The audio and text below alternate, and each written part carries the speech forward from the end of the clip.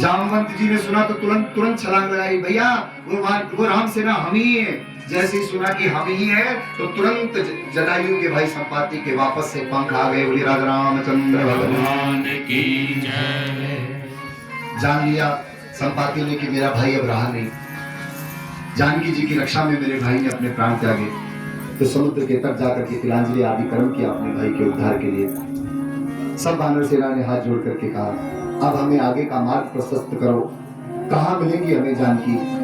तो जटायु ने कहा, मेरी अपार दृष्टि से मैं देख पा रहा हूं, तुम सब नहीं देख पाओगे, क्योंकि मैं देखूं तुम नाही, गीधहि दृष्टि अपार, बूढ़ भयो नत करते हो, कछुक सहाय तुम्हार, कछुक सहाय तुम्हार। मैं देख पा रहा हूं, तुम नहीं देख पाओगे, क्योंकि मैं गीध हूं और गीध की दृष्टि बहुत दूर की होती है। यहां से 100 योजन दूर त्रिकूट पर्वत पर एक पुरी में भीतर एक सुंदर अशोक वाटिका है। उस अशोक वाटिका में जानकी जी को मैं बहुत कष्ट में देख रहा हूं, वो चिंता में पड़ी है। अब वहां तक वही जा सकता है। तो सबने पूछा कौन जा सकता है। संपाति जी ने कहा मैं बता सकता हूं कौन जाएगा। जामवंत जी ने वानर सेना को कहा, सब वानर लाइन पंक्ति में लग जाओ, अब संपाति जी बताएंगे कि हम में से कौन वहां तक जा सकता है। संपाति ने कहा लाइन में लगने की आवश्यकता नहीं है, मैं बिना देखे ही बता सकता हूँ। इस अपार आकाश समुद्र को जो 100 योजन का आकार है, जो कोई वानरों में से वानर इस 100 योजन की दूरी को तय कर सकता हो, एक छलांग में 100 योजन पार कर सकता हो, वही तुम में से वहां तक पहुंच सकता है। संपाति ऐसा कह करके चला गया अपने स्थान को। और यहाँ अब जामवंत जी ने पूछना प्रारंभ किया, वानरों में कौन ऐसा है जो एक छलांग में 100 योजन की छलांग लगा सकता है। जो कुछ नहीं कर सकते थे ना, वो सब वानर आगे आए। किसी ने कहा महाराज मैं 50 योजन तक छलांग लगा सकता हूँ, इतना बल है। जामवंत जी ने कहा चलो कोई तो तैयार हुआ बोलने को, और बोलो। तो किसी ने कहा हम 60, किसी ने कहा 80, किसी ने कहा 90 से आगे कोई बढ़ता नहीं। लेकिन जो 90 बोल रहा है वो कह रहा है मैं जाऊं क्या। जामवंत जी ने कहा 90 क्या 99 योजन भी छलांग लगाता हो तब भी डूब करके मर जाएगा, नहीं जा पाएगा। एक योजन में 12 किलोमीटर है, 100 योजन में 1200 किलोमीटर है। हाँ? इसलिए अंगद की ओर देखा, लेकिन अंगद को भेजना नहीं चाहते। पर अंगद ने कहा प्रभु अंगद कहीं जाऊं मैं पारा, लेकिन जिया संशय कछु फिरते बारा। महाराज जामवंत जी मैं जा सकता हूं, जा तो सकता हूं, लेकिन वापसी की कोई गारंटी नहीं। अच्छा जो जा सकता है वो आ भी तो सकता है, फिर ऐसा क्यों कह रहे हैं कि जो मैं जा सकता हूं लेकिन वापस नहीं आ सकता। उसके पीछे कारण है रावण का पुत्र अक्षय कुमार। बाली पुत्र अंगद और रावण पुत्र अक्षय की आपस में बनती नहीं। एक ही गुरु आश्रय में इन्होंने शिक्षा को प्राप्त किया, लेकिन इतना बलशाली है वो अक्षय कुमार कि उसके भय से बाली कह रहा है जाऊंगा तो सही, सकुशल जाऊंगा, लेकिन वो मुझे छोड़ेगा नहीं, और जब मैं बचूंगा ही नहीं तो फिर मैं वापस कैसे आऊंगा। जामवंत जी ने कहा नहीं आपको तो हम वैसे भी भेजेंगे नहीं। क्यों? क्योंकि आप युवराज हो और युवराज का यहाँ रहना आवश्यक है। जामवंत जी ने सबसे कहा देखो चला तो मैं भी जाता, लेकिन अब मैं बूढ़ा हो गया हूं। एक समय वो भी था। बूढ़े जामवंत ने कहा जब बलि बांधत प्रभु बाढ़ो, सो तनु बरणी न जाए, उभय धरी मादीनी, साते प्रदक्षिण धाये, साते प्रदक्षिण धाये। जिस समय वामन भगवान राजा बलि के आंगन में आए और 3 पर भूमि की याचना से संकल्प हुआ, तो वामन भगवान ने जब अपना विराट रूप धारण किया, ब्रह्मलोक पर्यंत तक भगवान ने अपना रूप धारण किया। उस विराट देव परमात्मा ने राजा बलि को संकल्प में बांधा था, लेकिन कितने क्षण में? लगभग 2 घड़ी में। 2 घड़ी पहले भी आपसे निवेदन किया, एक घड़ी है 24 मिनट की और 2 घड़ी हुई 48 मिनट की। बोले 2 घड़ी में मात्र मैंने उन विराट परमात्मा वामन भगवान की 7 बार प्रदक्षिणा कर ली थी, परिक्रमा कर ली थी। लेकिन वही जामवंत अब बूढ़ा हो चुका है, इसलिए मैं कुछ नहीं कर सकता। कहीं रीछ पति सुन हनुमाना, उस सभा में हनुमान जी को आवाज लगाई जामवंत जी, लेकिन हनुमान जी कहीं दिख नहीं रहे। हनुमान जी कहाँ गए? किसी ने कहा झाड़ियों में होंगे बाबा, कहीं बैठे होंगे, किसी ने कहा कहीं मंदिर में बैठे होंगे। लेकिन जामवंत जी ने आवाज सुनी, आवाज आ रही है, जय सिया राम बोलो, जय सिया राम, जय सिया राम बोलो, जय सिया राम। आवाज सुनी, कानों में पड़ी तो सबको हटाया, हटो हटो हटो। देखा हनुमान जी आंख बंद करके आराम से भजन कर रहे। जामवंत जी ने कहा हनुमान जी, ये इस समय भजन करने का समय नहीं है। यहाँ सब बानर कह रहे हैं, कोई कहता है 50 योजन जा सकता है, कोई कहता है 90 योजन जा सकता है, लेकिन देखो ना, जो जा सकता है, जो कर सकता है, वो कुछ भी नहीं बोल रहा। और ये बिल्कुल सत्य व्यवहार की घटना है। इस संसार जगत में जो कुछ नहीं कर सकता वो हल्ला बहुत मचाता है, मैं ये कर दूंगा, मैं वो कर दूंगा, मैंने ये किया, मैंने वो किया।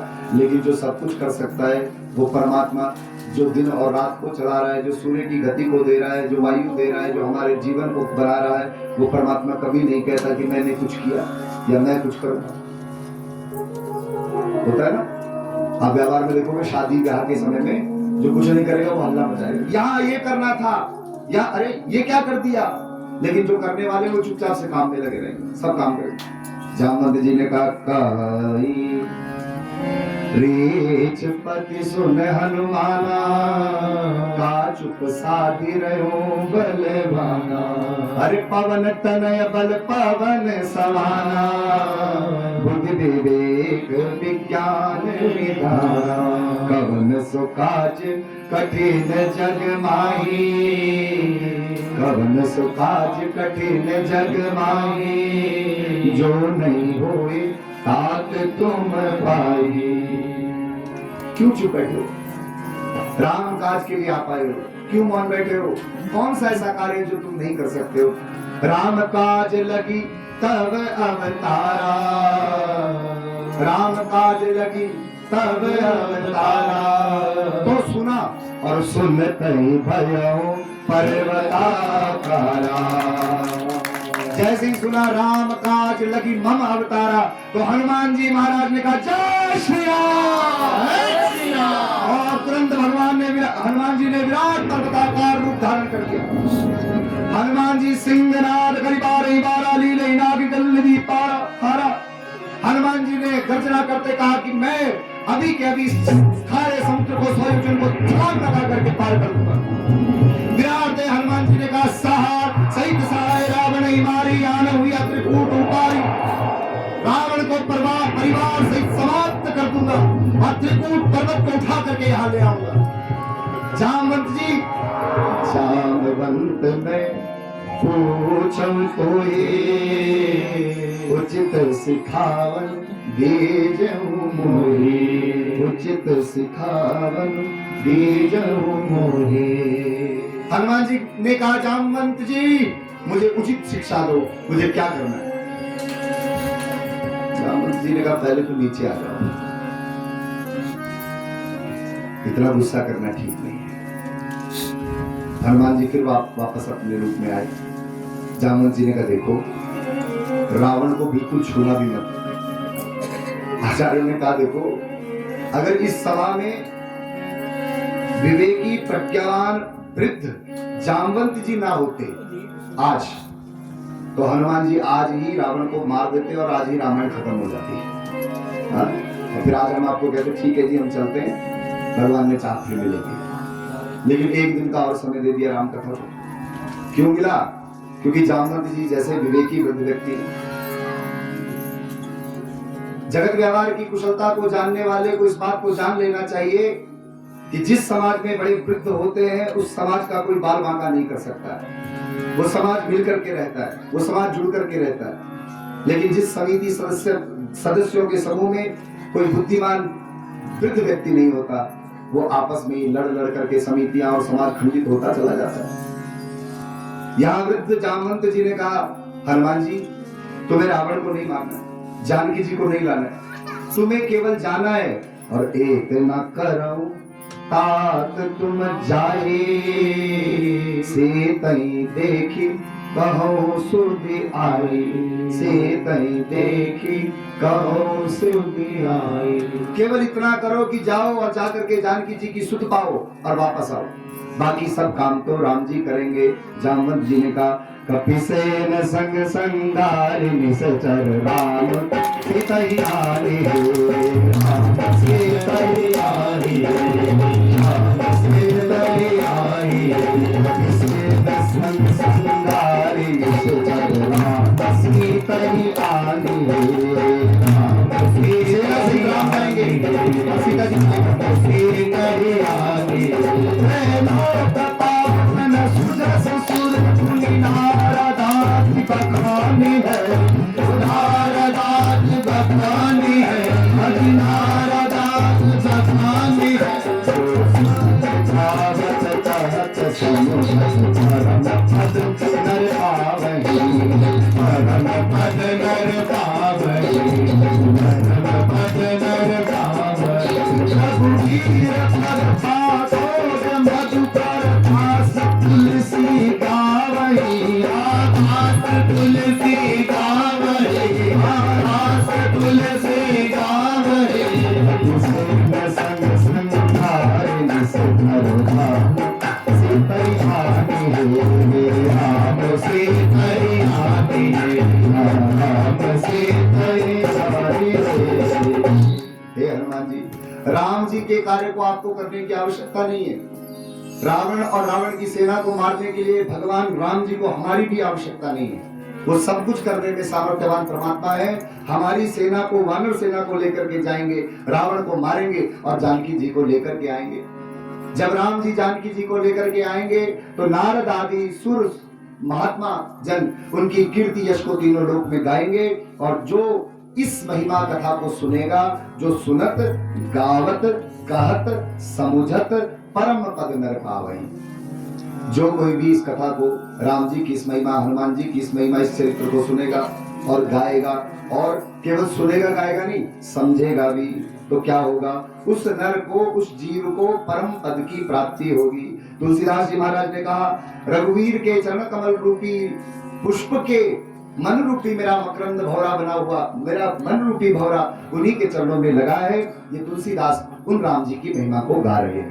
बोले राजा रामचंद्र भगवान की जय। तो यहाँ पर किष्किंधा कांड को विश्राम हुआ और अब वह पवित्र पावन कांड आया, जिस पवित्र सुंदर कांड को विश्व भर में गायन करके, भले पूरी राम कथा का, पूरी रामचरितमानस का पाठ ना होता हो, लेकिन विश्व भर में सबसे अधिक जिस कांड का पाठ होता है उस पवित्र सुंदर कांड में अब हम आप लोगों का प्रवेश होने जा रहे हैं। एक बार फिर से सीताराम भगवान के चरणों में प्रणाम करें और यहाँ पर हम आप लोग 5वें कांड में प्रवेश करें। सीताराम राम राम सीताराम राम राम, सीताराम राम राम सीताराम राम राम, सीताराम राम राम सीताराम राम राम, सीताराम राम राम सीताराम राम राम।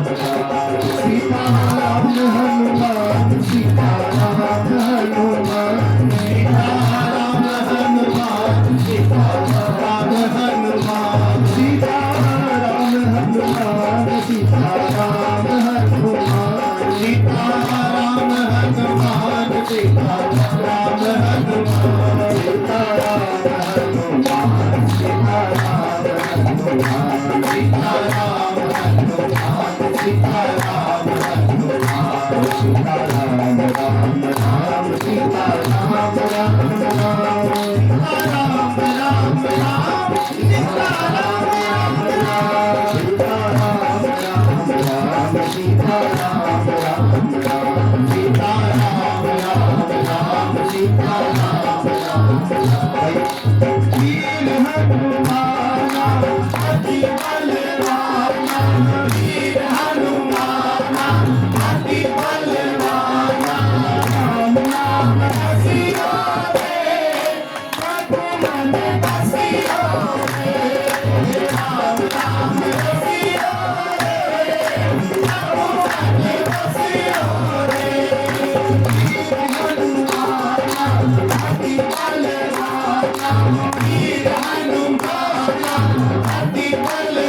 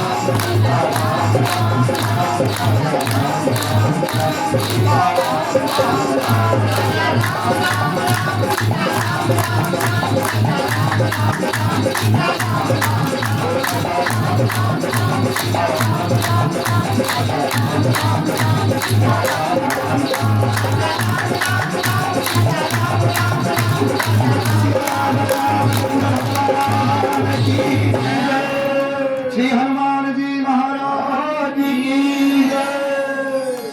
तो सुंदर कांड में प्रवेश, पहली ही चौपाई।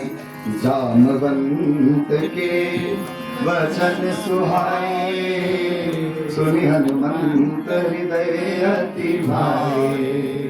ये सुंदर कांड की कथा प्रथम चौपाई कह रही है कि भैया सुंदर कांड क्या है, थोड़ा उसे समझो। कांड शब्द का अर्थ होता है घटना, और सुंदर का मतलब सुंदर। वह सुंदर घटना, उसका नाम है सुंदर कांड। क्या घटना सुंदर है? बोले सबसे पहले तो प्रथम चौपाई पर ध्यान दो। तुम्हारा जीवन भी सुंदर हो सकता है, तुम्हारे जीवन में भी ये सुंदर कांड बन सकता है, सुंदर घटना बन सकती है। कब? जब जामवंत के वचन सुहाए।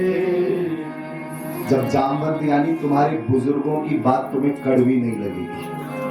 है जी, बूढ़ों की बात कड़वी लगती है, वो सुहाती नहीं है।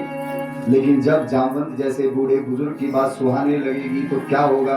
तुम्हारा जीवन भी सुंदर कांड बन जाएगा। इसलिए सुंदर कांड की पहली ही चौपाई है कि बुजुर्ग जामवंत की बात किसको पसंद आई?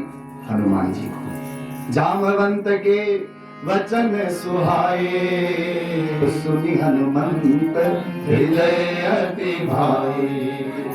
हनुमान जी के हृदय को अत्यंत भाई वो बात, जो बात हमें नहीं भाती ना, वो हनुमान जी को भाती। और अपने से श्रेष्ठ की बात जान करके सबको धीरज दिया और कहा, तब लगी मोहे पर क्यों तुम भाई, सही दुख कंद मूल फल खाए। तब तक तुम मेरी राह देखना, मुझे परखना, जब तक मैं जानकी जी की खोज करके वापस ना आऊं। और हाँ, भले ही दुख सहना, सही दुख सहते रहना, लेकिन कंदमूल फल खाते रहना, ताकि तुम्हारे प्राण बचे रहें। खाओगे नहीं तो बच नहीं पाओगे। अपना ध्यान रखना, मेरा इंतजार करना, मैं जानकी की खोज जरूर करके आऊंगा। तो मानो वानर सेना पूछना चाहती है, आपको कैसे पता कि आप वहां तक पहुंच जाओगे? तो हनुमान जी ने कहा, क्योंकि जब लगी आवो से तहि देखे, होए काज मोए हर्ष विशेषी। मेरे हृदय को, हनुमान जी ने कहा, हर्ष है। और ये बात हनुमान जी बता रहे हैं कि जिस कार्य के करने से पहले आपको हर्ष की अनुभूति हो रही है, उस कार्य में आपको 100% सफलता की प्राप्ति होगी। इसलिए हनुमान जी कह रहे हैं कि मुझे इसलिए पता है क्योंकि मेरे हृदय में मुझे हर्ष की अनुभूति हो रही है। इसलिए जब लग वो आओ सीता ही रहेगी। जब तक मैं वापस आता हूँ ना, तब तक यही रहना। अच्छा, हनुमान जी चाहते ये भी तो बोल सकते थे कि मैं जा रहा हूँ, तुम इतने तब तक राम जी के पास, राम जी की शरण जाना, मैं आऊंगा। जैसे हमें कोई कार्य बोलता है कि आप ये कार्य कर दो, तो हम लोगों को कहते हैं, अगर ग्रुप में जाएं तो हम सबको कहते हैं तुम घर जाओ, मैं कर लूंगा अपने आप। तो हनुमान जी भी चाहते, बोलते भाई तुम ऐसा करो, तुम सब वापस जाओ, मैं आऊंगा, मैं काम करके आऊंगा। पर हनुमान जी ने सोचा ये धरती के लोग तो बड़े विचित्र हैं, ये तो खुद यश कमाना चाहते हैं। जब हम दूसरों को कहते हैं कि तुम जाओ मैं कार्य करूंगा, तो हम उस समय दुनिया को बताते हैं कि देखो इस कार्य को मैं ही कर सकता हूं और तुम नहीं कर सकते हो, इसलिए तुम जाओ मैं करूंगा। लेकिन हनुमान का अर्थ होता है जिसने अपने मान सम्मान की कामना को त्याग दिया है, जिसने अपने अभिमान को मार डाला है, जिसको कोई सम्मान की आवश्यकता नहीं है, जो नहीं चाहता कि मुझे किसी से सम्मान मिले, उसका नाम हनुमान है। हनुमान ने कहा नहीं भैया, मैं अकेले यश नहीं लेना चाहता हूँ, तुम हम सब मिलकर के राम जी की शरण जाएंगे और राम जी को बताएंगे कि हमने जानकी की खोज की, इसलिए रुके रहना। तब लगवावे सीता ये देखे, होए काज मोय हर्ष विषय की। हनुमान जी महाराज ऊंचे चट्टान पर हैं और वहीं से शीश झुकाया। यह कही नाई सबन कहूँ माता, यह कही नाई सबन कहूँ माता, चले हूँ धरि रघुनाथा। हर्ष रूप में रघुनाथ जी को हृदय में धारण किया और सब जो नीचे हैं, हनुमान जी समय का है एक ऊंची चट्टान पर कार्य की सिद्धि के लिए जा रहे हैं, तो अपने से नीचे वालों को भी सम्मान रूप में शीश झुका करके प्रणाम कर रहे हैं। विनम्रता को धारण करके अपने से छोटों के प्रति भी सम्मान का भाव रख करके हम कार्य में जावे तो निश्चित हमें कार्य में सफलता मिलेगी। इसलिए शीश नवा करके अब हनुमान जी महाराज ने जय श्री राम पुकारा। क्या पुकारा? जय श्री राम। अरे ऐसा बोला होता तब थोड़ी ना पार चले जाते। जय श्री राम कैसे बोला होगा? जय श्री राम। जय श्री राम। जय श्री राम। सिंधु तेरे कबूतर सुंदर, सिंधु तेरे कबूतर सुंदर, तुक कूदी चढ़ो ताऊ पर, तुक कूदी चढ़ो ताऊ पर, तेरे कबूतर सुंदर, तेरे कबूतर सुंदर, तुक कूदी चढ़ो ताऊ पर, चढ़ो ताऊ पर, बार रघुवीर सवारी, बार रघुवीर सवारी, हर जो पवन तने बल भारी, हर जो पवन तने बल भारी, जय ही तेरी चरण तेरी हर पवन हार, जय ही तेरी चरण तेरी हर पवन हार, कमल सदा पाताल कमल सदा पाताल दुनिया लोग रघुपति कर पाना, लोग रघुपति कर पाना, यही भांति चले हनुमान, यही भांति चले हनुमान, रघुपति दूत बिचारे, रघुपति दूत बिचारे, मैं नाथ वो विष्णु हारे, मैं नाथ वो विष्णु हारे, हनुमान की भरोसा हर गुण की प्रणाम, हम तारी मेरे लो और कहा विश्राम सियावर राम जय राम, जय प्रभु राम जय राम। एक बार की जय श्री राम। हमने तो कल हनुमान चालीसा का पाठ यहाँ बैठ करके किया था, है ना? तो जो लोग नहीं आए थे वो संक्षेप में ही सुन लो। हनुमान जी महाराज ने देखा सिंधु तीर एक भूधर सुंदर। कुछ आचार्यों ने तो कहा कि इस सुंदर कांड में ये सुंदर नाम का पर्वत दिखाई पड़ रहा है, क्योंकि इस कांड में ये सुंदर नाम का पर्वत है ना, इसलिए इस कांड का नाम सुंदर है। लेकिन केवल इस पर्वत की वजह से इस कांड का नाम सुंदर ऐसा नहीं हो सकता है। इस कांड का नाम सुंदर इसलिए भी है क्योंकि इस कांड के केंद्र में भक्ति विराज रही है। कौन है भक्ति? जानकी जी। और हनुमान जी जैसे संत भक्त का जीवन में भक्ति से मिलना हो रहा है, और जब हमारे जीवन में भक्ति से मिलना हो जाए तो उस क्षण जैसा सुंदर पल कोई नहीं हो सकता। और जिस घटना में हमारा भक्ति से मिलना हुआ उस घटना का नाम सुंदर कांड रखा है। तो सुंदर नाम का एक पर्वत है, भूधर दिख रहा है, उस पर्वत पर हनुमान जी महाराज ने जय श्री राम कह करके छलांग लगाई। और जहां कौतुक कूद चढ़ो का ऊपर, खेल खेल में चढ़ करके छलांग लगाना प्रारंभ कर रहे हैं। बार बार जय श्री राम का उच्चारण करते हैं, बार बार रघुवीर सवारी तर क्यों पवन तनय बलहारी। श्री हनुमान जी महाराज जय श्री राम की गर्जना करते हुए आगे बढ़े हैं, तो वायु के वेग से जब आगे बढ़ते हैं तो जिमी अमोघ रघुपति कर बाणा। हनुमान जी कैसे आगे बढ़ रहे हैं? बोले अमोघ बाण की तरह। राम जी के तर्कस में जो बाण रखा है उसका नाम है अमोघ बाण, विशेष बाण है अमोघ। कैसा है ये अमोघ बाण? ये अमोघ बाण ऐसा है कि राम जी के तर्कस से निकल करके धनुष की प्रत्यंचा से चलता है और अपने लक्ष्य को भेद करके वापस तर्कस में आकर के बैठ जाता है। सुन रहे हैं? ये दुनिया का पहला ऐसा शस्त्र है जो जाए चले और चल करके अपने लक्ष्य को भेद करके वापस अपने स्थान पर आ जाए, अमोघ बाण। तो हनुमान जी भी अमोघ बाण बने। क्या? राम जी का कार्य करने के लिए लक्ष्य की तरफ बढ़ रहे हैं और अमोघ बाण जैसे वापस आकर के तर्कस में बैठ जाता है, ऐसे ही हनुमान जी को वापस भी आना है राम जी की शरण में। तो जिनी अमोघ रघुपति कर बाणा, यही भांति चले हो हनुमान। हनुमान जी बिल्कुल अमोघ बाण की तरह चल रहे हैं। जय गिरि चरण दे हनुमंता, चलो सुगा पाताल तुरंता। जिस पर्वत पर हनुमान जी महाराज पैर रखते हैं, वो पैर रखने पर ही पाताल में धंसने को तैयार हो जाता है, पाताल में प्रवेश कर जाता है। समुद्र ने देखा कि हनुमान जी मेरे ऊपर से जा रहे हैं, तो समुद्र ने तुरंत मैनाक पर्वत को कहा, मैनाक जल्दी जाओ, हनुमान जी राम काज के लिए आगे जा रहे हैं, पवन पुत्र जा रहे हैं, उन पवन पुत्र को विश्राम करने के लिए स्थान दो। मैनाक पवन देव के मित्र हैं। आचार्यों से हमने सुना, पूर्व समय की यह घटना है कि ये जो पर्वत हुआ करते थे ना, ये पर्वतों को पंख हुआ करते थे और ये पंख वाले पर्वत उड़ा करते थे, अपनी इच्छा से कहीं से भी उड़ते थे और कहीं पर भी जाकर के बैठते थे। जैसे पहाड़ है, अब सोचो जरा, ये पहाड़ों को पंख होते, तो सामने वाले पहाड़ को पंख होता और उसकी इच्छा होती कि चलो आज इस वाले सलानी में जाकर के बैठ जाता हूँ, और कहीं वो वाला पहाड़ उड़ करके यहाँ बैठ जाता, तो हमारा क्या होता? इसलिए देवताओं के राजा इंद्र ने कहा, भाई ये पंख वाले पहाड़ तो बड़े खतरनाक हैं। वज्र लेकर के चला इंद्र और असंख्य उन पर्वतों के पंखों को काट डाला इंद्र ने।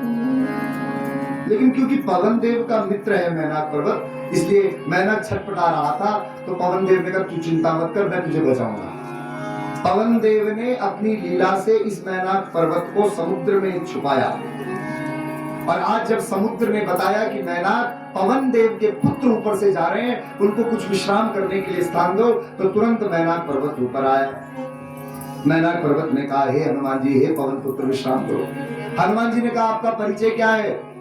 मैनाक पर्वत ने कहा, मैं आपके पिता का मित्र हूं। तो हनुमान जी ने कहा, हनुमंत ते परसा कर पुनि कीन प्रणाम। पिता का मित्र तो पिता समान होता है, इसलिए मैं आपको स्पर्श करके प्रणाम करता हूँ, लेकिन राम काज कीने बिनु मोहि कहाँ विश्राम। पर मैं राम कार्य के आगे जा रहा हूँ ना, इसलिए मैं विश्राम नहीं कर सकता हूँ। आगे बढ़े, देवताओं ने देखा कि पर्वत नीचे की तरफ आते हैं, भयंकर कंपायमान पाताल हो गए। रावण के भय से जो छुपे हुए पाताल में देवता थे, वो देवता घबरा गए कि कहीं रावण तो नहीं आ रहा। रावण का भी ये प्रभाव था कि जब चलता था धरती कांपती थी, ऐसा हमारे पुराणों में लिखा है। घबराहट के मारे सब देवता बेचैन हैं, लेकिन किसी ने सूचना दी रावण नहीं आ रहा है, पवन पुत्र हनुमान जानकी की खोज में रावण की ओर जा रहा है। ये सुनकर के देवताओं ने सोचा जरा हनुमान जी की परीक्षा तो करें। अब होता क्या है, किसी व्यक्ति से कोई व्यक्ति मार खा जावे तो उसे लगता है कि जब मैंने मार खा ली तो सभी मार खाने वाले, क्योंकि अपने आप को व्यक्ति ज्यादा बलशाली समझता है, अपने आप को अधिक महत्व देता है। देवताओं ने कहा, रावण से हम पिट चुके हैं, कहीं ये जा रहे हैं पवन पुत्र ये भी मार खा के ना आए, इनकी बुद्धि का, इनके बल का, इनके विवेक का परिचय होना चाहिए। तो क्या किया, जात पवन सुत देवन देखा, जाते हुए देवताओं ने देखा पवन पुत्र को, तो जानी कहो बल बुद्धि विवेक, इनकी बुद्धि विवेक की परिचय होना चाहिए। उसके लिए सर्पों की माता है, उसका नाम है सुरसा। देवताओं ने कहा, हे सुरसा मैया ऊपर जाओ और जरा पवन पुत्र की परीक्षा करो, क्या वो बुद्धि विवेक में निपुण है, अन्यथा अगर वो बुद्धि विवेक में निपुण नहीं तो हम उन्हें रोक लेंगे। तो इधर सुरसा नाम पटेल आई के ते माता। देवताओं की बात मान करके सुरसा समुद्र से ऊपर आई।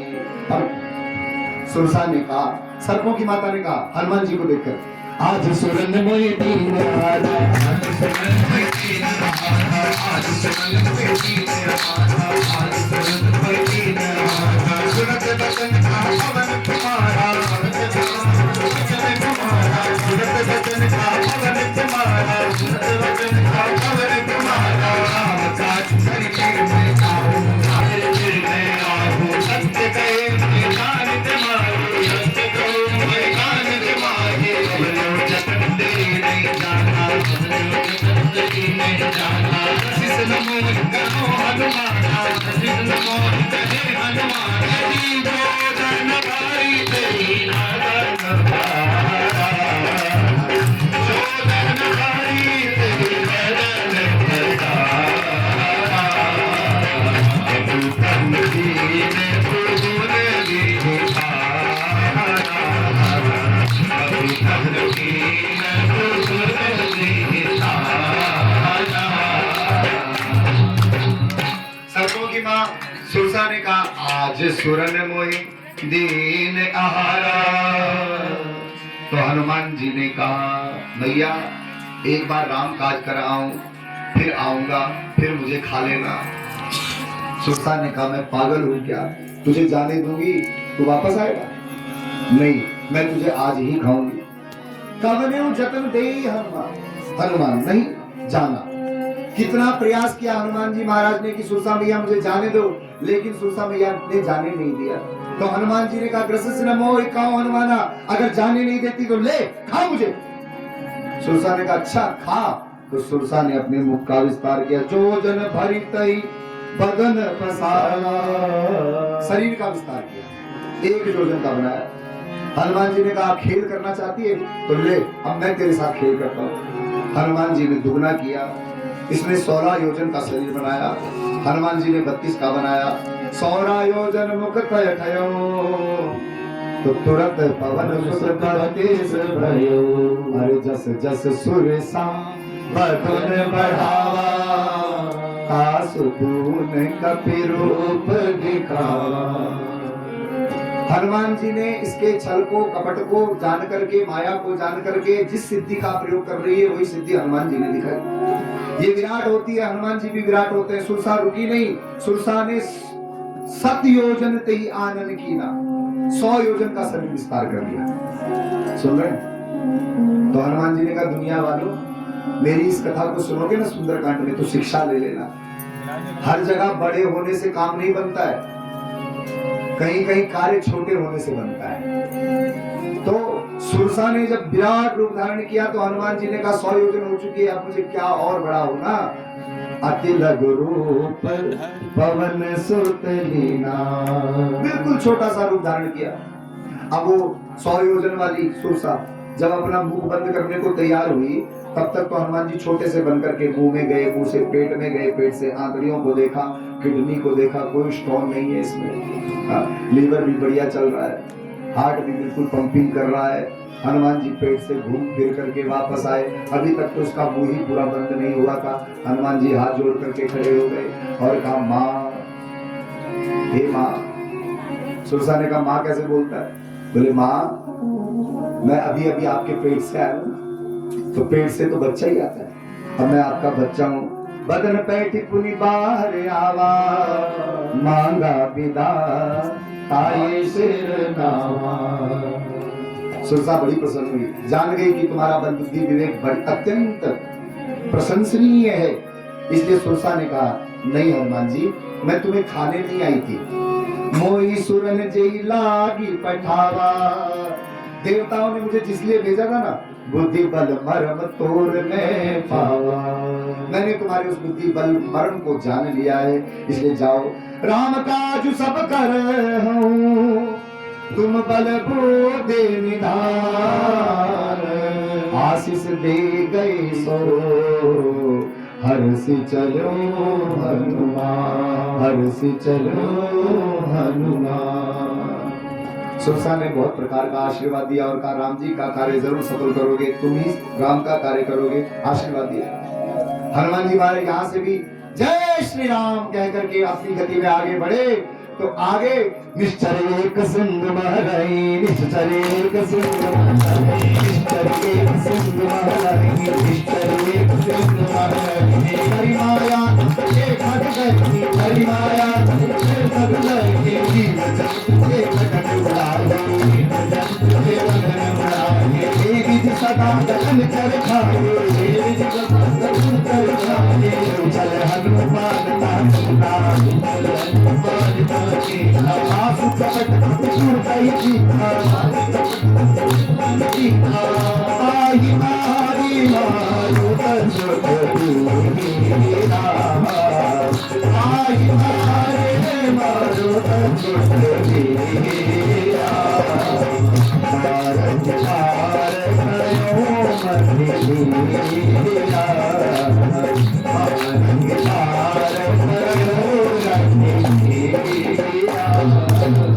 हनुमान जी वायु के वेग से समुद्र के ऊपर से आगे बढ़ते थे, लेकिन एक और राक्षसी मिल गई, लंका के निकट ही है। क्या नाम है राक्षसी का? सिंहिका। लिखा नहीं है, लेकिन वाल्मीकि रामायण में लिखा है और अन्य शास्त्रों में भी इसका वर्णन है। उस निशिचरी सिंहिका नाम की मायावी राक्षसी, जिसे बल प्राप्त है, आकाश मार्ग से भी कोई जीव जंतु जाता है तो अपने माया बल के प्रभाव से उसे नीचे खींच लेती है और मार डालती है। जीव जंतु जे गगन उड़ाए, जल बिलोक तिनके परछाई।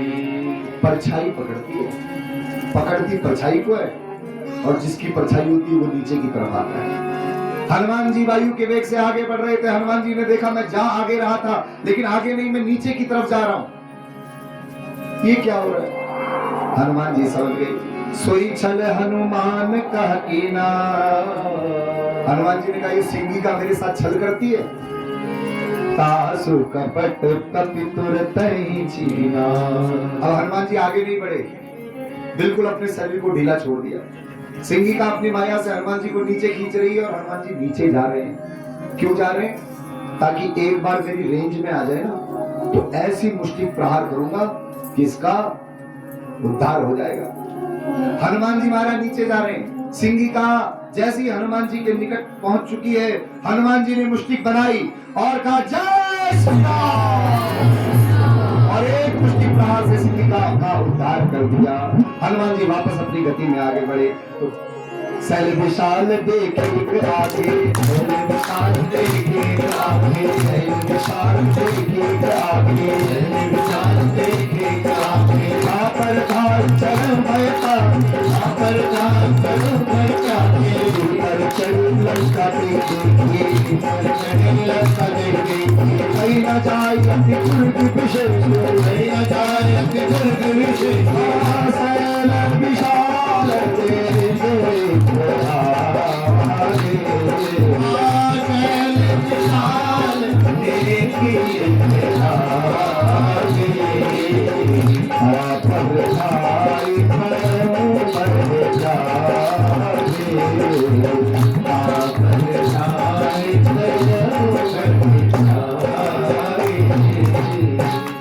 हनुमान जी महाराज ने विशाल साइल पर्वत देखा। उस पर्वत पर हनुमान जी महाराज ने चढ़ाई की, छलांग लगाई।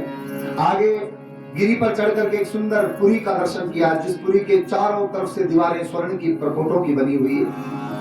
हनुमान जी महाराज ने उस पुरी पर प्रवेश करने के लिए ऊंची प्रकोठों की दीवार पर छलांग लगाई, लेकिन वहां पर रावण ने एक को बांध रखा है। क्या नाम है उसका, जानते हैं? उसका नाम है काल। क्या नाम है? रावण ने उस काल को ऐसा बांधा है कि जो कोई आए लंका में ना प्रवेश कर पाए, काल के अधीन हो जाए।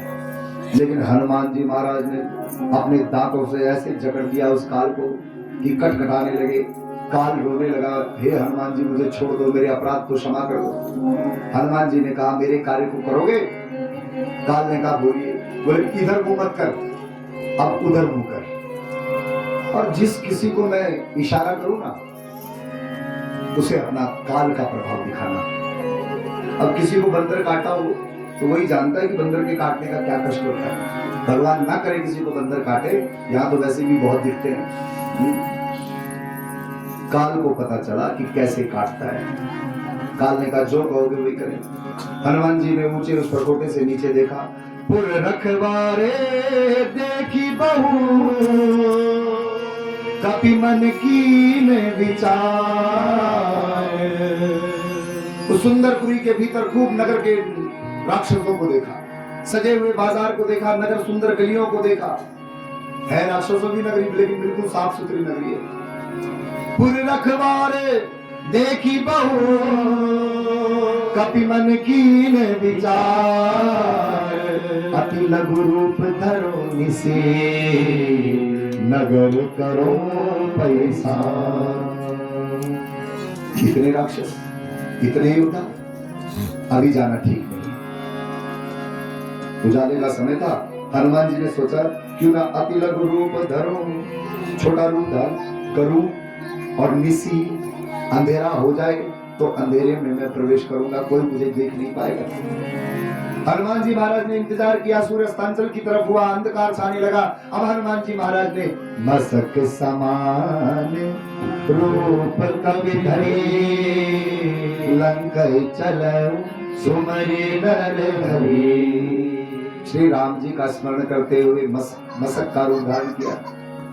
अब यहाँ गीता प्रेस गोरखपुर द्वारा मसक शब्द का अर्थ मच्छर लिया गया है, लेकिन अन्यत्र पुराण और शास्त्र मत अनुसार आचार्यों ने यह स्पष्ट किया कि यहाँ मसक का अर्थ मच्छर नहीं है। मसक का अर्थ होता है, ऐसे समझे जैसे बिल्ली का छोटा बच्चा जन्मा हो, नवजात बच्चा, और उस छोटे बच्चे का, जन्मे हुए बच्चे का जो आकार होता है वो आकार हनुमान जी महाराज ने धारण किया। मतलब बिल्ली के छोटे से बच्चे का, मच्छर का नहीं, बिल्ली के बच्चे के समान आकार। हनुमान जी हृदय में राम और मुख में राम, हृदय में राम का ध्यान कर रहे हैं और मुख से राम राम उच्चारण करते भीतर प्रवेश कर रहे हैं। लेकिन दरवाजे पर एक राक्षसी खड़ी है। क्या नाम है? लंकिनी। क्या नाम है? लंकिनी। ये बिल्कुल दरवाजे पर खड़ी है, आरटीओ अधिकारी बन करके है।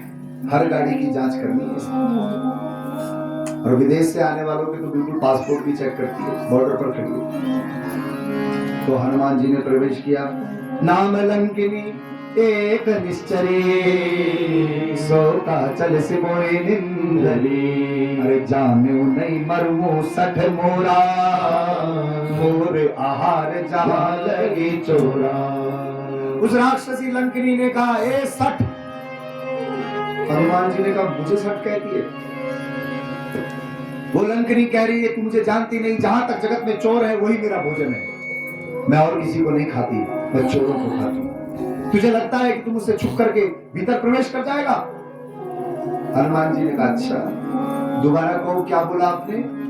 क्या करती हो? बोले चोरों को खाती हूँ। तो हनुमान जी ने कहा, दुनिया का सबसे बड़ा चोर तो तेरा राजा रावण है, उसे तो नहीं खाया तुमने? हनुमान जी ने मुट्ठी बांधी, पीछे हाथ किया। लंकिनी ने कहा, तू चोर है, तू कुछ छुपा रहा है। हनुमान जी ने कहा, मैं चोर नहीं हूं, मैं छुपा रहा हूं तो ले जाने के लिए नहीं, दे करके जाने के लिए छुपा रहा हूं। इस लंकिनी ने कहा, ला मुझे दे, क्या लेकर के आया है? हनुमान जी ने कहा, थोड़ा पास आओ। लंकिनी पास आई। हनुमान जी ने कहा, थोड़ा झुको। लंकिनी थोड़ा झुकी और हनुमान जी, जय श्री राम, प्राण इस लंकिनी के ऊपर किया। यह लंकिनी खून से उल्टियां करने लगी और जैसे बच्चे गोल गोल घूम करके इधर से उधर जा रहे, उधर से इधर आए, ऐसी डगमगाती हुई, बहती हुई उधर गई और उधर जाकर के मूर्छित हो गई। बोली संभारी उठी सो लंका, फिर संभल करके उठी और उठते ही हनुमान जी के आगे हाथ जोड़ दिए। जोड़ी पानी करे नय ससंगा। वाह वाह राम जी के दूत, हे प्रभु आपने मुझे अच्छा सत्संग दिया। हनुमान जी ने कहा, मार खा करके समझ गए? बोले नहीं नहीं प्रभु, मार नहीं खाई है, ये मैंने संत का सत्संग पाया है। हनुमान जी ने कहा, कैसे? तो लंकिनी ने कहा, जब रावण ही ब्रह्मवर दीना, चलत बिरंच कहा मोए चीना। रावण को वर दिया था कि तू केवल साधारण मनुष्य और वानरों से मरेगा। उस समय जाते जाते ब्रह्मा जी ने मेरी तरफ देखा और मुझसे कहा, हे लंकनी, विकल हो सीते कपि के मारे, तब जाने सुनिश्चर संहारे। जब कभी तू किसी बानर के हाथों मार खा करके विकल हो जाएगी तो समझ लेना अब दैत्यों निशाचरों का रहना ज्यादा समय के लिए नहीं, सबका अब मरण निश्चित है। आज आपके हाथों मार खा करके मैं जिस प्रकार से विकल हुई, ब्रह्मा जी की बात मुझे याद आ गई। हे तात, हे हनुमान जी, तात मोरे अति पुण्य बहुता, देखूं नयन राम कर दूता। राम जी के दूत को मैं आज, मेरा पुण्य देखो प्रभु, मेरा कितना पुण्य है कि राम जी के भक्त का आज मैं दर्शन कर पा रही। हनुमान जी को कहा, आप जिस कार्य से आगे जा रहे हैं ना, आप चिंता नहीं करना, अब वो आपका कार्य जरूर सफल होगा।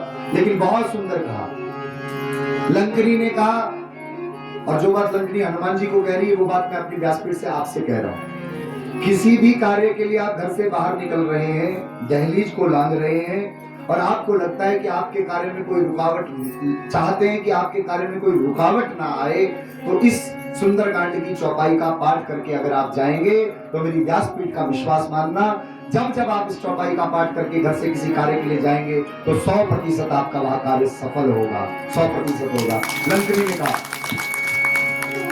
भविष्य नगर की जय सब काका, भविष्य नगर की जय सब काका, भविष्य नगर की जय सब काका, भविष्य नगर की जय सब काका। हृदय राखी कौशलपुर राजा, हृदय राखी कौशलपुर राजा, हृदय राखी कौशलपुर राजा, हृदय राखी कौशलपुर राजा। भविष्य नगर की जय सब काका, भविष्य नगर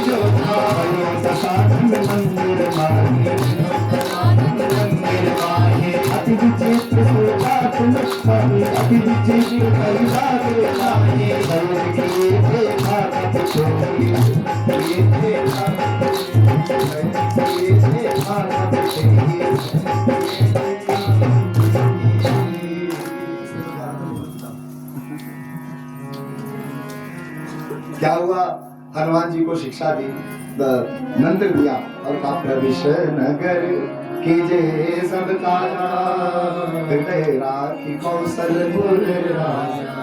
हृदय में कौशलपुर नरेश श्री राम जी का ध्यान करते, मुख पर राम का नाम लेते, आप आगे बढ़िए हनुमान जी, आपका कार्य जरूर सफल होगा। हनुमान जी ने लघु रूप धारण किया, नगर में प्रवेश किया तो मंदिर मंदिर, या मंदिर शब्द घर से है, घर घर, मंदिर मंदिर प्रतिकर सोधा, देखी जहाँ का अगणित योधा। गयो दशानन मंदिर माही, अति विचित्र कही जात सुनाही। मंदिर मंदिर घर घर का निरीक्षण करते हनुमान जी जा रहे हैं, लेकिन कहीं जानकी दिखती नहीं। रावण के महल में प्रवेश किया तो रावण शराब के नशे में सो रहा है, जानकी जी यहाँ दिख नहीं रही। रसोई गृह में गए हनुमान जी महाराज, यहाँ तो नहीं लिखा, वाल्मीकि रामायण में हमने सुना है कि वहां हनुमान जी जब रावण के घर गए तो रसोई गृह में देखा कि दही जूठी रखी है। सुन रहे, भोजन की थाल में जूठी दही छोड़ी है। हनुमान जी महाराज ने उस जूठी दही को देख करके ही समझ लिया, अनुमान लगा लिया कि अब रावण का मरण निश्चित है। ये अपशगुन है। अगर हम दही को जूठा छोड़ दें। अब चाहे तो इसके पीछे आप कोई वैज्ञानिक कारण समझिए, चाहे कोई औषधीय कारण समझिए, लेकिन कारण तो कुछ ना कुछ है।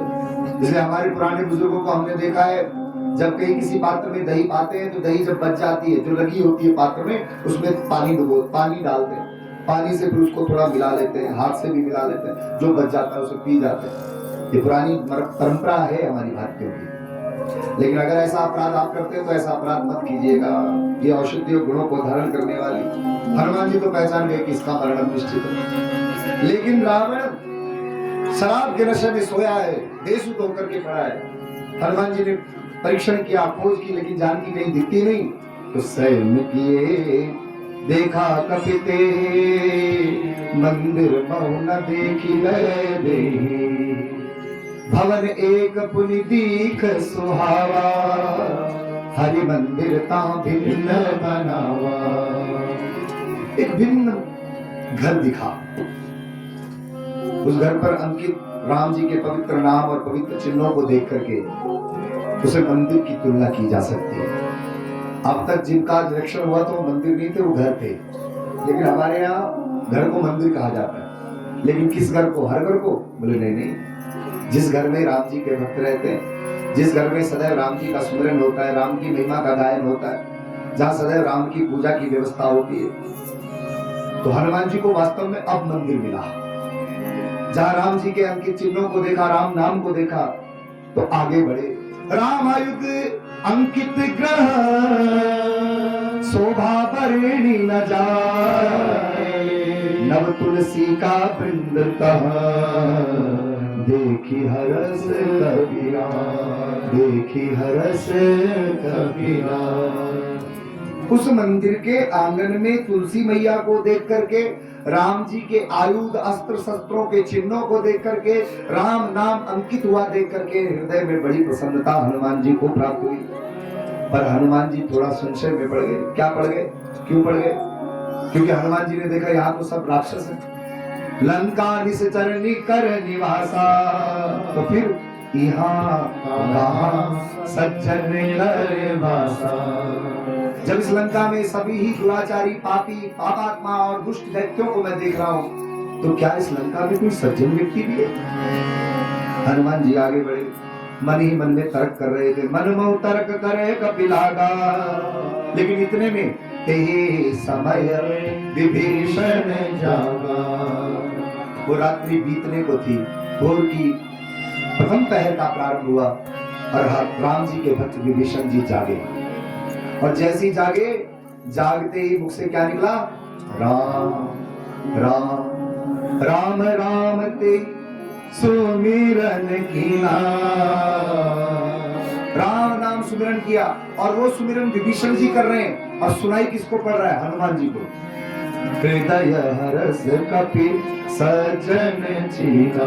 विश्वास हो गया, कोई राम जी का भक्त भी इन पापियों की नगरी में बैठा। तो सुबह उठते ही क्या करना चाहिए, ये भी सुंदर कांड बता रही है। सुबह उठते ही क्या करो? भगवान का नाम सुमिरन करो। लेकिन बहुत लोगों की आदत है सुबह उठते ही गाली गलौज शुरू। सुबह उठते ही हनुमान जी बड़े प्रसन्न होते हैं जब सुबह सुबह लोग भगवान का नाम मुझसे लेते हैं। हनुमान जी इतने प्रसन्न हुए कि हनुमान जी मन ही मन में सोच बैठे कि भीतर कोई सज्जन साधु व्यक्ति है, और साधु सज्जन व्यक्ति से मैत्री करना सदैव ही फलदायी है।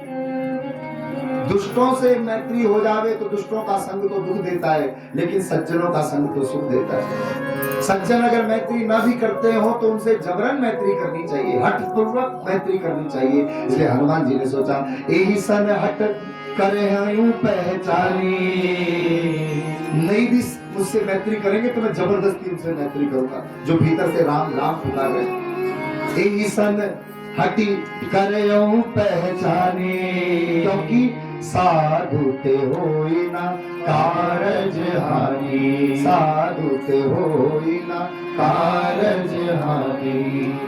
मैं इनसे मैत्री करूंगा। ये सोच करके हनुमान जी ने तत्क्षण विप्र रूप धारण किया, ब्राह्मण रूप धारण किया, और विप्र रूप धरि वचन सुनाए, सुनत विभीषण मुदिता आए। ब्राह्मण रूप धारण करके हनुमान जी ने सोचा, जब भीतर से कोई राम राम पुकारता है तो मुझे बड़ी प्रसन्नता होती है, अब अगर मैं बाहर से राम राम पुकारूंगा तो भीतर वाले को भी बड़ा हर्ष अनुभव होगा। इसलिए विप्र रूप धारण करके राम जी का नाम पुकारना प्रारंभ किया। जय श्री राम कथा, जय श्री राम कथा, जय श्री राम कथा, जय श्री राम कथा।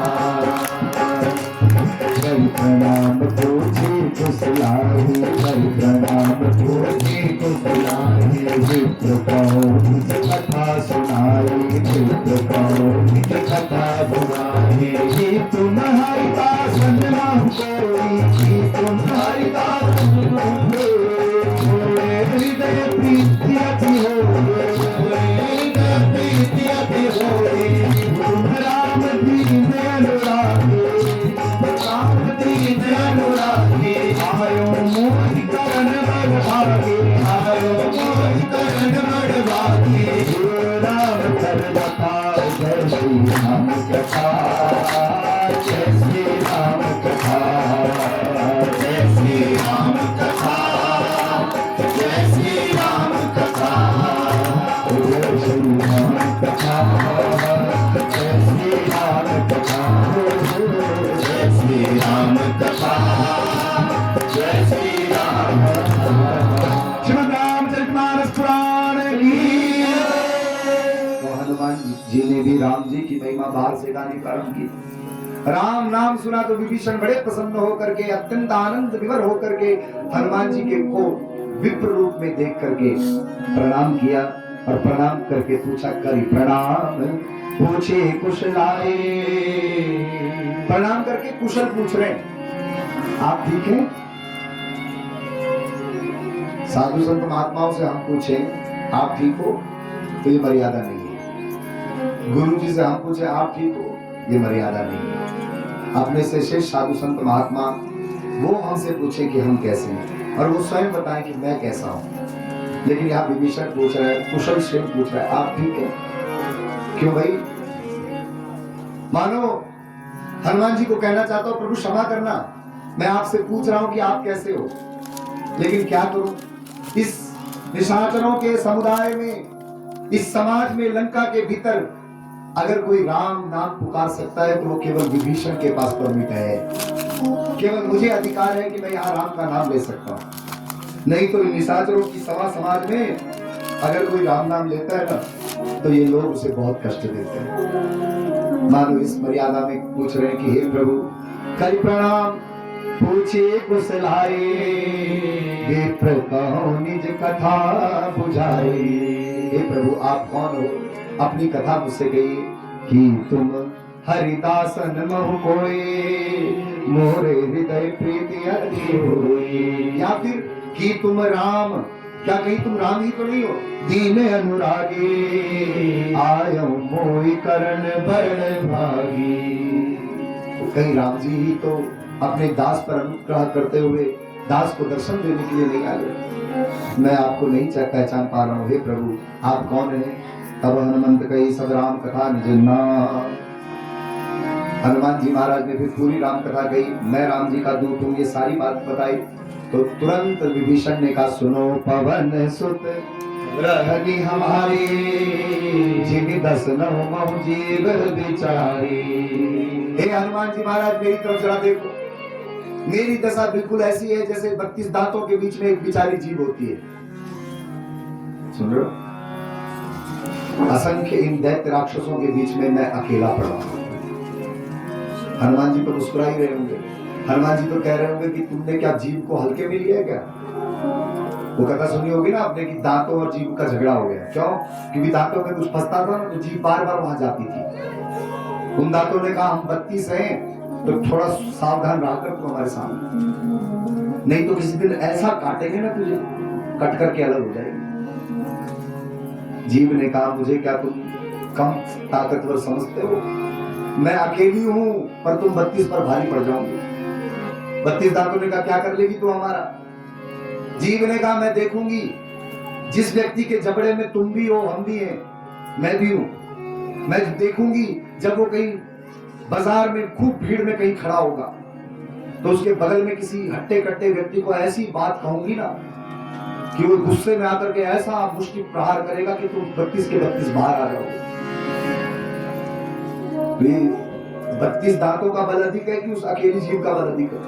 विभीषण अपने आप को जीव बता रहे हैं और निशाचरों की असंख्य बलवान सेना को कह रहे हैं कि वो दांत है। मैं बेचारा, लेकिन तात कब हूं मुहि जानी अनाथा, करही कृपा भानु कुल नाथा।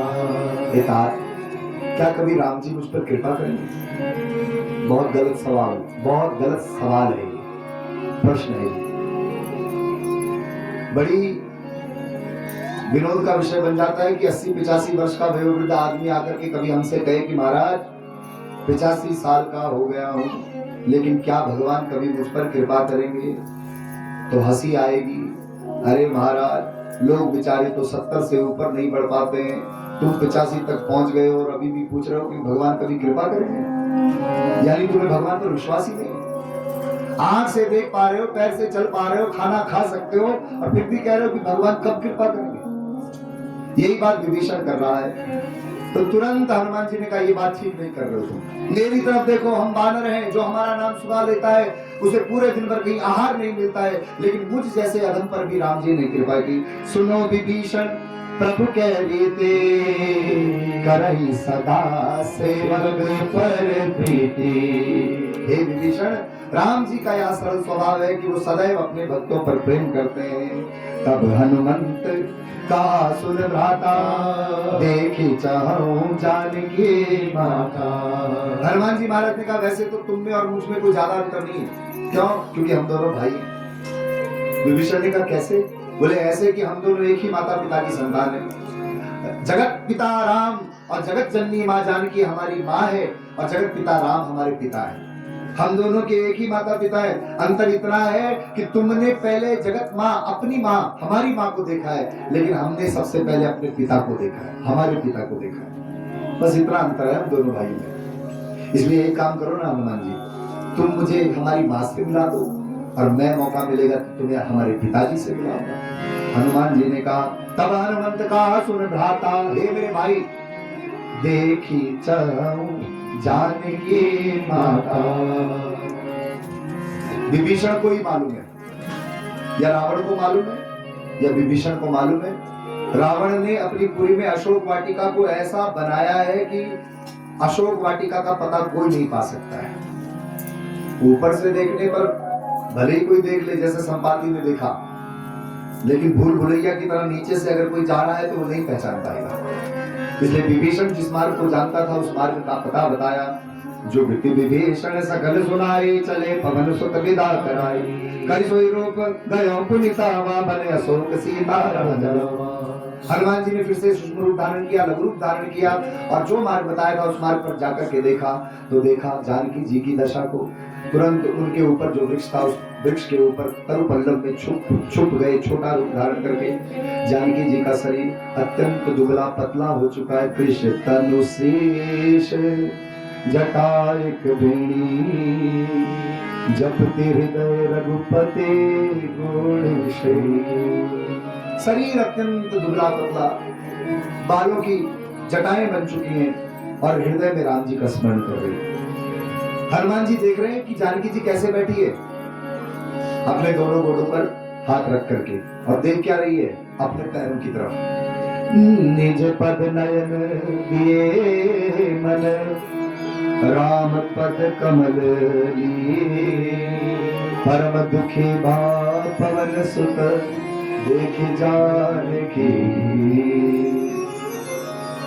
हनुमान जी महाराज ने ऊपर से देखा, अपने चरणों की तरफ देखती है, हृदय में राम जी को धारण किए और देख अपने पैरों की तरफ हुई। उस अत्यंत दयनीय स्थिति में हनुमान जी महाराज ने मां जानकी का दर्शन किया।